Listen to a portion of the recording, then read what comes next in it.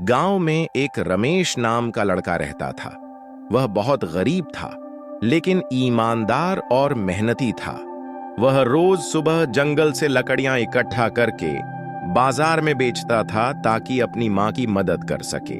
एक दिन जब वह लकड़ियां काट रहा था, अचानक उसकी कुल्हाड़ी नदी में गिर गई। नदी बहुत गहरी थी और रमेश बहुत दुखी हो गया।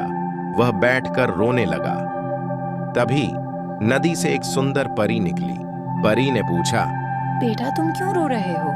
रमेश ने ईमानदारी से जवाब दिया, मेरी कुल्हाड़ी नदी में गिर गई है, मैं बिना उसके काम नहीं कर सकता।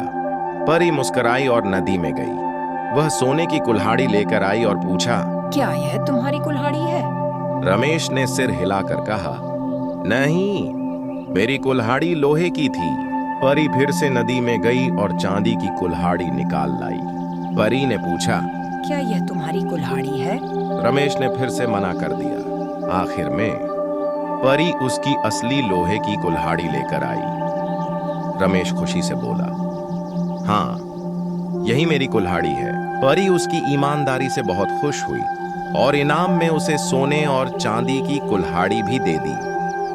रमेश खुशी खुशी घर लौट आया और अपनी मां के साथ सुखी जीवन बिताने लगा।